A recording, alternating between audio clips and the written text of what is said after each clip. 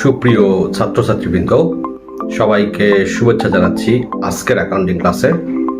আশা করি তোমরা সবাই খুব ভালো আছো এবং সুস্থ আছো। আমি পরিতোষ কুমার লাহিড়ী, সিনিয়র প্রভাষক, হিসাব বিজ্ঞান বিভাগ, মাইলস্টোন কলেজ, উত্তরা, ঢাকা। প্রিয় ছাত্রছাত্রীবৃন্দ, সবাইকে শুভেচ্ছা জানাচ্ছি আজকের অ্যাকাউন্টিং ক্লাসে। আজকে আমরা চ্যাপ্টার 1 থেকে কিছু বিষয় শিখব। যদিও চ্যাপ্টার 1-এ আসলে আমাদের কোনো অঙ্ক নাই, তার আগে কিছু কথা বলা দরকার। সেটা হচ্ছে বর্তমান বৈষয়িক পরিস্থিতি তথা আমাদের দেশের পরিস্থিতি। দিনে দিনে আমাদের যে হারে কোভিড-19 রোগী বেড়ে যাচ্ছে, তো সেই সূত্রে এখন আমাদের উচিত সবারই ঘরে থাকা। তোমরা সবাই ঘরে থাকো, প্রয়োজন ছাড়া বাইরে বের হবে না, বাইরে বের হওয়ার চেষ্টা করো না, এবং যদি খুব বেশি প্রয়োজন পড়ে সেক্ষেত্রে অবশ্যই ওয়েল প্রোটেক্টেড হয়ে বের হয়। যদিও ওয়েল প্রোটেক্টেড মিনিংটা আসলে কি সেটা আমরা এখনো শিওর না, তারপরেও ওয়েল প্রোটেক্টেড হয়ে যতটুকু সম্ভব নিজেকে সুস্থ রেখে স্বাভাবিক থাকো, সুস্থ থাকো, সেই প্রত্যাশা শুরু করছি। তো শুরুতে আমি আমার পরিচয়টা দিয়ে রাখি। আমি পরিতোষ লাহিড়ী, সিনিয়র প্রভাষক, হিসাব বিজ্ঞান বিভাগ, মাইলস্টোন কলেজ, উত্তরা, ঢাকা। আমার মেইল এবং আমার ফোন নাম্বার এটা আমি এর আগেও প্রতিটা ক্লাসে দিয়ে থাকি, তো এটা স্বাভাবিক প্রক্রিয়ার অংশ হিসেবে দিলাম। তো আমরা আজকে শিখব অধ্যায় 1 নিয়ে। তো অধ্যায় 1-এ আমরা কি কি আলোচনা করব? তো অধ্যায় 1-এর নাম হচ্ছে হিসাব বিজ্ঞান পরিচিতি। তো আমরা এখানে কিছু প্রারম্ভিক সাধারণ কিছু আলোচনা করে নেব, কারণ অনেকেই আমাকে ফোনে আমার সঙ্গে কথা যখন বলেছে, তারা সবাই বেশিরভাগই বলেছে, স্যার আসলে আমরা প্রথম দিকের ক্লাসগুলো ওইভাবে পাইনি। যদিও সবার অভিযোগ সত্য না, তারপরেও বলছি প্রথম দিকের ক্লাসগুলো একটু কম ছিল। আমাদের প্রথম দিকের ক্লাসগুলোতে একটু প্রবলেম হতে পারে, কারণ তোমাদের কেউ ভর্তি হয়েছে দেরিতে, কেউ ক্লাস শুরু করতে দেরি করেছো, এরকম কারণে আমাদের প্রথম দিককার ক্লাসগুলো তুমি পাওনি। যে কারণে আজকে আমার প্রচেষ্টা, আমি চেষ্টা করছি তোমাকে কিছু প্রারম্ভিক কিছু আলোচনা করে দেওয়ার। তো আমরা শুরু করি। প্রথম প্রশ্ন হচ্ছে, আসলে হিসাব বিজ্ঞান কি? এটা প্রথম জানা দরকার আমাদের। হিসাব বিজ্ঞান আসলে কি? তো হিসাব বিজ্ঞান হচ্ছে এমন একটি প্রক্রিয়া যার মাধ্যমে কোনো ব্যক্তি বা প্রতিষ্ঠানের যাবতীয় আর্থিক কার্যাবলীর নির্দিষ্ট সময় শেষে ফলাফল জানা যায়। অর্থাৎ এটা এমন একটা প্রক্রিয়া, এই প্রক্রিয়ার মাধ্যমে আমরা একটা নির্দিষ্ট সময় শেষে এর ফলাফল জানতে পারি, ব্যবসায়ের ফলাফল জানতে পারি। এই জানতে পারাটাই হচ্ছে হিসাব বিজ্ঞান। তো আসো, তো হিসাব বিজ্ঞান যেহেতু হিসাব বিজ্ঞানটি আর্থিক কার্যাবলী কি করে? প্রথমে করে লিপিবদ্ধকরণ, তারপরে কি করে? শ্রেণীবদ্ধকরণ করে, তারপরে কি করে? ব্যাখ্যাকরণ করে।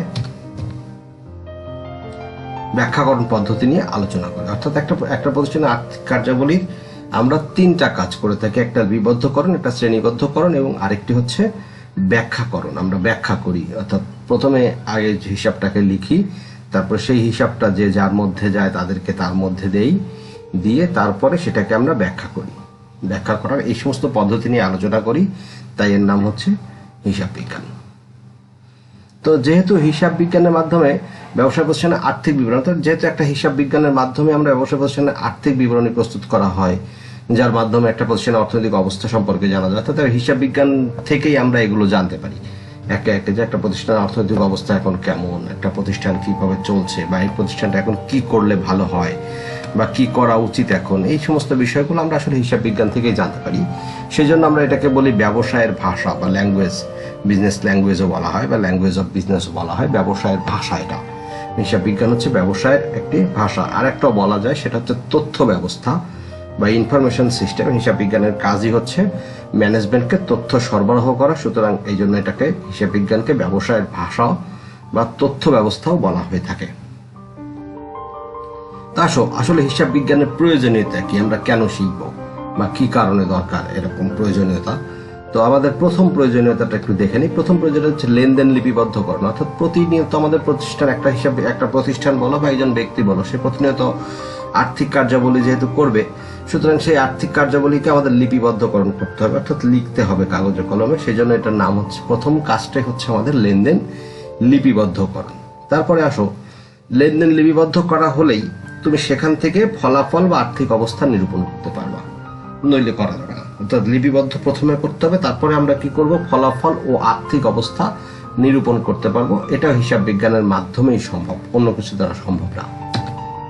তারপরে আসো, একটা প্রতিষ্ঠানের সম্পদ কত আছে, দায় কত আছে, বা মালিকের টাকার পরিমাণ এখন কত আছে, এগুলো জানাও। এগুলো জানার জন্য হিসাব বিজ্ঞানের উপরে আমাদের নির্ভর করতে হয়, এবং হিসাব বিজ্ঞান ছাড়া এগুলো জানা সম্ভব না। তারপরে ব্যয় নিয়ন্ত্রণ। এখন একটা প্রতিষ্ঠান প্রতিনিয়ত ধরে নাও একটা প্রতিষ্ঠান প্রতিনিয়ত লস করছে, তো আমরা যদি সেই প্রতিষ্ঠান কেন লস করছে, দেখা গেল তার সেই প্রতিষ্ঠানের ব্যয়ের পরিমাণটা অনেক বেশি। তখন যেহেতু একটা প্রতিষ্ঠানের ব্যয়ের পরিমাণ বেশি, সুতরাং এই ব্যয়টাকে নিয়ন্ত্রণ করতে গেলে, অর্থাৎ তুমি ব্যয়ের পরিমাণটা বেশি এটা বের করতে গেলে আমাদের হিসাব বিজ্ঞানের প্রয়োজন, এবং এই বের করে নিয়ন্ত্রণ করাটাও হচ্ছে হিসাব বিজ্ঞানের একটা কাজ বা উদ্দেশ্য বলো বা প্রয়োজনীয়তা বলো। তারপরে এইবার আসো, যেটা মূল কাজ সেটা হচ্ছে প্রতিষ্ঠানের, একটা প্রতিষ্ঠান চালনা করতে গেলে যে সবসময় সকল এমপ্লয়িকে তুমি ভালো পাবে বা সকল এমপ্লয়ি তোমার জন্য ভালো হবে, এটা ভাবার কোনো কারণ নেই। কোনো এমপ্লয়ি তোমার জন্য খারাপও হতে পারে। যাই হোক, সেটা কোনো কথা নয়। কথাটা হচ্ছে প্রতারণা হতে পারে, জালিয়াতি হতে পারে, কেউ প্রতারণা করে টাকা নিয়ে চলে যেতে পারে, অথবা তোমার প্রতিষ্ঠান থেকে টাকা চুরি হতে পারে। তো এই সমস্ত চুরি বা প্রতারণা বা জালিয়াতি এগুলো ঠেকানোর জন্য আমরা যেটা করি সেটা হচ্ছে লেনদেনের এটা হচ্ছে হিসাব বিজ্ঞানের আরেকটা উদ্দেশ্য। এটা হিসাব বিজ্ঞান ছাড়া এগুলো ঠেকানো সম্ভব নয়। এরপরে আসো, দ্বিতীয় কথা হচ্ছে তথ্য সরবরাহ। এখন একটা প্রতিষ্ঠানে আমরা হিসাব রাখি, যাই করি না কেন, এটার পেছনে আসলে মূল উদ্দেশ্য হচ্ছে সেই প্রতিষ্ঠানের তথ্যটাকে ম্যানেজমেন্টের কাছে, অর্থাৎ যারা প্রতিষ্ঠানের পরিচালক বলো, বিভিন্ন সরকারি সংস্থা বলো বা ঋণ প্রয়োগকারী সংস্থা বলো, ব্যাংক বলো, এদেরকে আমাদেরকে তথ্য দিতে হয়। এই তথ্যটা হিসাব বিজ্ঞান ছাড়া দেওয়া সম্ভব নয়। সেজন্য হিসাব বিজ্ঞানের আরেকটা প্রয়োজনীয়তা হচ্ছে তথ্য সরবরাহ। এরপর আসো তুলনামূলক বিশ্লেষণ। দেখা গেল কোনো এক বছরে লাভ হয়েছে 1 লাখ টাকা, ঠিক পরের বছরে গিয়ে লাভ হয়ে গেল 50,000 টাকা। তাহলে কেন হলো? তাহলে 2টা বছরের মধ্যে আমাদের এই তুলনামূলক বিশ্লেষণ করার জন্য হিসাব বিজ্ঞানের প্রয়োজন। এরপরে আসো, সবসময় যে প্রতিষ্ঠান, এটা যে ব্যবসায়িক প্রতিষ্ঠানের ক্ষেত্রেই প্রয়োজন তা না। কখনো কখনো সেবামূলক প্রতিষ্ঠান এবং অমুনাফাভোগী যারা মুনাফা ভোগ করে না, তারাও হিসাব বিজ্ঞানের সাহায্য নেয়, এবং হিসাব বিজ্ঞান ছাড়া তারাও হিসাব রাখতে পারে না। এদের জন্য হিসাব বিজ্ঞান প্রয়োজন। আরেকটা হচ্ছে সরকারের কর, শুল্ক, রাজস্ব, এই যে বিষয়গুলো, যে বিভিন্ন টাকাগুলো সরকারের বিভিন্ন জায়গা থেকে সরকারের যেগুলো আয়ের উৎস, সেই আয়ের উৎসগুলো সরকার কার দ্বারা নির্ধারণ করে? এই হিসাব বিজ্ঞানের তথ্য দ্বারা বা হিসাব বিজ্ঞান দ্বারা।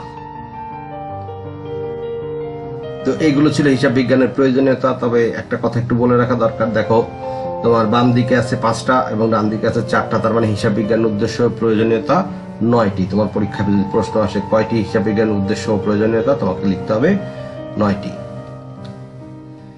এরপর আসো হিসাব বিজ্ঞানের ক্রমোন্নতি, উৎপত্তি ও ক্রমবিকাশ। আসলে হিসাব বিজ্ঞান কি করে উৎপত্তি হয়েছে বা ক্রমবিকাশ হয়েছে? আসলে হিসাব বিজ্ঞানের উৎপত্তি ও ক্রমবিকাশ এইটার উপরেই অন্তত 2টা লেকচার দেওয়া যাবে। এই জিনিসটার উপরে অন্তত তোমাদের সঙ্গে 2 দিন কথা বলা যাবে বা 2 ঘন্টা কথা বলা যায়। তো আমি একটু সংক্ষেপে, যতটা সংক্ষেপে করা সম্ভব আমি করেছি। তো প্রথমে বলছি আমরা প্রাচীনকালে মানুষ কি করতো? রশিতে গিরা দিয়ে বা দেয়ালে দাগ কেটে হিসাব রাখতো। প্রথমে রশিতে গিরা দিয়ে বা দেয়ালে দাগ কেটে হিসাব রাখতো। এগুলোকে বলা হতো কিপু। রশিতে দাগ কেটে যেটা, সেটাকে বলা হতো কিপু। এটা সাধারণত মজুদ মাল, ধান, গম এগুলোর ক্ষেত্রে হিসাবগুলো রাখার দরকার পড়তো। এরপরে যেটা আসে সেটা হচ্ছে হিসাব বিজ্ঞানের আধুনিক কাল, অর্থাৎ ওই কালটা শেষ করে এসে আধুনিক কাল। আধুনিক কালে প্রথম যেটা হয় সেটা হচ্ছে মুদ্রা প্রচলন। অর্থাৎ শুরুতে কিন্তু মুদ্রা প্রচলন ছিল না। মুদ্রার প্রচলন ছিল অর্থাৎ সর্বজন গৃহীত যে মাধ্যম, অর্থাৎ তোমার পকেটে, আমার পকেটে বা সবার পকেটে যে এখন টাকা, এই টাকাটা শুরুর দিকে ছিল না। তো প্রথমে আধুনিক কালের শুরু হলো, হিসাব বিজ্ঞানের আধুনিক কালের শুরু হলো হচ্ছে মুদ্রা প্রচলন ব্যবস্থার মাধ্যমে। অর্থাৎ প্রথমে যখন মুদ্রা প্রচলন হলো তখনই মানুষ হিসাব বিজ্ঞানের প্রয়োজনীয়তা অনুভব করলো, এবং এরপরে 1494 সালে এই যে এখন যার ছবি দেখছো এই ভদ্রলোক, তার নাম হচ্ছে লুকা প্যাসিওলি, ইতালীয় গণিতবিদ এবং ধর্মযাজক এবং একজন দার্শনিক। তো ইনি তার এই বইটার নাম হচ্ছে সুমা ডি অ্যারিথমেটিকা জিওমেট্রিয়া প্রপরশনিওলেট প্রপরশন লিটা নামক এই বইতে প্রথম একটা নতুন হিসাব ব্যবস্থার কথা বললেন, যার নাম দুই তরফা দাখিলা পদ্ধতি। এই বইতে প্রথম তিনি একটা নতুন হিসাব ব্যবস্থার কথা বললেন, যার নাম হচ্ছে দুই তরফা দাখিলা পদ্ধতি। তার মানে আমাদের আধুনিক কালে বা হিসাব বিজ্ঞানের উৎপত্তির যে ইতিহাস সুপ্রাচীন, কিন্তু মূলত আমাদের দুই তরফা দাখিলা পদ্ধতির প্রচলন শুরু হয় 1494 সালে এবং সেটা কার দ্বারা? সেটা হচ্ছে লুকা ডি প্যাসিওলির দ্বারা, এবং বইটির নাম হচ্ছে সুমা ডি অ্যারিথমেটিকা জিওমেট্রিয়া প্রপরশনিওলেট প্রপরশন লিটা। এই বইটাতে একটা অধ্যায়ে উনি দুই তরফা দাখিলা পদ্ধতি বা হিসাব রাখার এই পদ্ধতি সম্পর্কে প্রথম আলোচনা করেন। সেই থেকে আসলে হিসাব বিজ্ঞানের মানে আধুনিক হিসাব বিজ্ঞানের যাত্রা শুরু হয়। এবং এখনো তোমাকে বলে রাখা খুব জরুরি যে হিসাব বিজ্ঞান নিয়ে এখনো গবেষণা চলছে এবং প্রতিনিয়ত এরা হিসাব বিজ্ঞান তার সম্পদ বলো বা তার রিসোর্স বলো সেটাকে সে বাড়িয়ে নিচ্ছে। অর্থাৎ আজকে যেটা পুরাতন বা নতুন, কালকে আবার আরেকটা নতুন কিছু আবিষ্কার হচ্ছে, এভাবে চলছে হিসাব বিজ্ঞান। তো এই ছিল হিসাব বিজ্ঞানের উৎপত্তি ও ক্রমবিকাশ। এবার আসো আমাদের খুব জরুরি সেটা হচ্ছে আসলে আমরা যে হিসাব বিজ্ঞান যে তথ্য দেয়, এই তথ্যটা আসলে কারা কারা ব্যবহার করে, অর্থাৎ তথ্যের ব্যবহারকারী কত প্রকার। তথ্যের ব্যবহারকারী হচ্ছে দুই প্রকার, হিসাব তথ্যের ব্যবহারকারী দুই প্রকার। একদল হচ্ছে অভ্যন্তরীণ ব্যবহারকারী, আরেক দল হচ্ছে বাহ্যিক ব্যবহারকারী। একদল হচ্ছে অভ্যন্তরীণ ব্যবহারকারী, আরেক দল হলো বাহ্যিক। অভ্যন্তরীণ ব্যবহারকারী কারা? যারা প্রতিষ্ঠানের ভেতরে থেকে হিসাব তথ্য ব্যবহার করবে তাদেরকে আমরা বলি অভ্যন্তরীণ ব্যবহারকারী। আরেক দলকে বলি বাহ্যিক ব্যবহারকারী, যারা প্রতিষ্ঠানের পক্ষ না কিন্তু তারা আমাদের তথ্য ব্যবহার করবে, তাদেরকে আমরা বলি বাহ্যিক ব্যবহারকারী বা বাহিরের ব্যবহারকারী। তো এই অভ্যন্তরীণ ব্যবহারকারী দুইজন, একজন হচ্ছে মালিক, আরেকজন হচ্ছে ব্যবস্থাপক।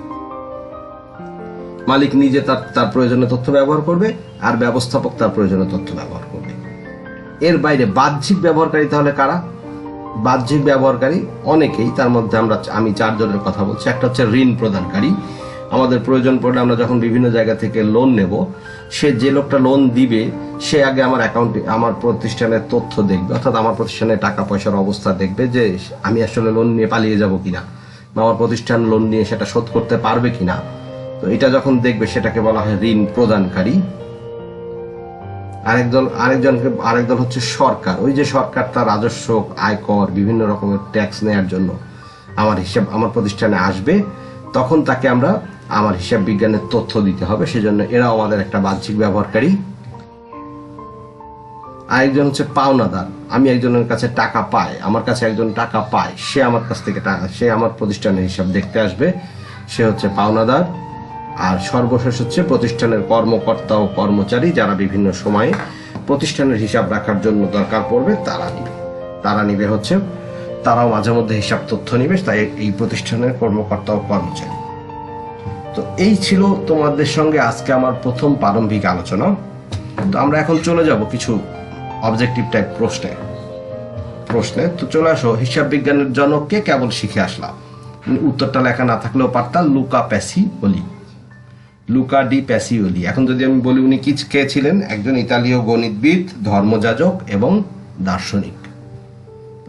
যদিও এই প্রশ্নটা আমি দেইনি, কারণ এটা নিয়ে আমি অলরেডি আলোচনা করে ফেলেছি। তাই এবার আসলে দুই দফা দাখিলা পদ্ধতির উৎপত্তি হয় কত সালে? এটা তুমি জানো, কেবল শুনে এসছো। বলো কত? 1494 সালে। লুকা প্যাসিওলির বইটার নাম কি? বইটার নামটা একটু বড়, 2-3 বার দেখে খাতায় লিখলে তোমার মনে থাকবে আশা করি। সুমা ডি অ্যারিথমেটিকা জিওমেট্রিয়া প্রপরশনিওলেট প্রপরশন লিটা। এরপর আসো, প্রাচীনকালে মানুষ কিভাবে হিসাব রাখতো? এটাও তুমি কিছুক্ষণ আগে শুনে আসছো, রশিতে গিরা দিয়ে বা দেয়ালে দাগ কেটে। মুদ্রা প্রচলনের পূর্বে মানুষের মধ্যে কোন প্রথায় বিনিময় হতো? এটার নাম হচ্ছে দ্রব্য বিনিময় প্রথা। যখন টাকা ছিল না তখন মানুষ একটা জিনিসের বিনিময়ে আরেকটা জিনিস নিত। এখন ধরো যার কাছে একজন যে কামার তার কাছে একটা ধরো হাতুড় আছে, সে হাতুড় দিয়ে কৃষকের কাছ থেকে চাল নিত, এরকম। অর্থাৎ একটা দ্রব্যের বিনিময়ে আরেকটা দ্রব্য না, এটাকে ইংরেজিতে বলে বাটার সিস্টেম। বাটার সিস্টেম এটা হচ্ছে দ্রব্য বিনিময় প্রথা, যেটা মুদ্রা আসার আগে, অর্থাৎ টাকা বা সর্বজন গৃহীত যে বিনিময় মাধ্যম, এটা পাওয়ার আগে আমাদের এখানে এই ব্যবস্থাটা প্রচলিত ছিল।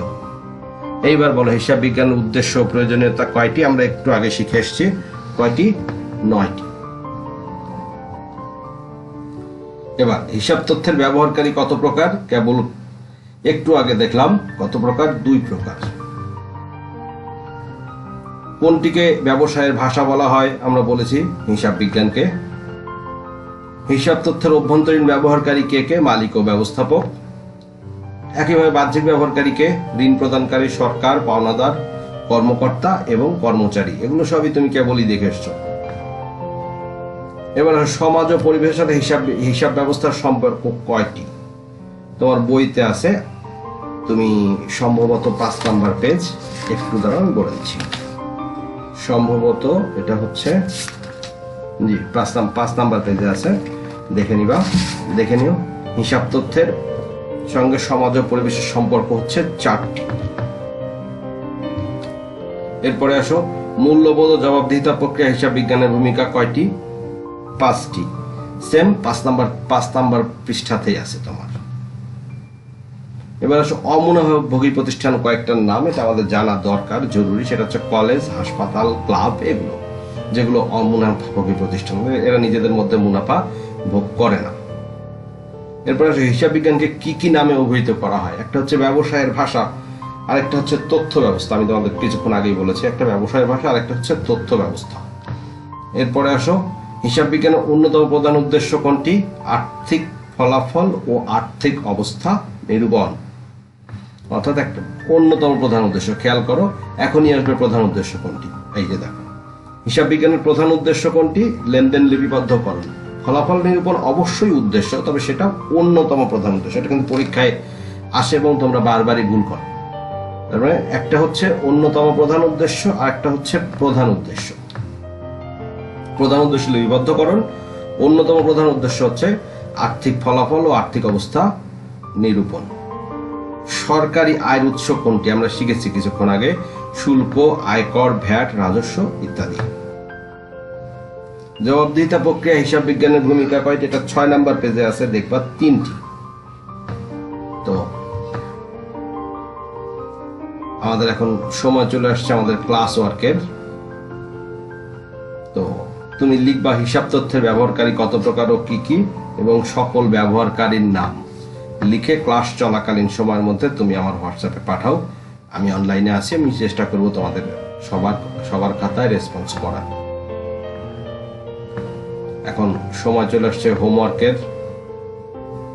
তো 1 নাম্বার অধ্যায় থেকে তুমি যে কোনো 15টি নৈবেত্তিক লিখে আমাকে হোয়াটসঅ্যাপে পাঠাও। যে কোনো 15টি, সবগুলোর দরকার নেই, তুমি তোমার যে কোনো 15টা মনে হলে তুমি সেই 15টি আমাকে লিখে পাঠাও। তো সময় চলে আসছে তোমাদের সবাইকে থ্যাংক ইউ বলার। সবাইকে ধন্যবাদ। আশা করি সবাই খুব ভালো আছো এবং ভালো থাকো, সেই প্রত্যাশা রেখে আজকের ক্লাস শেষ করছি। Thank you.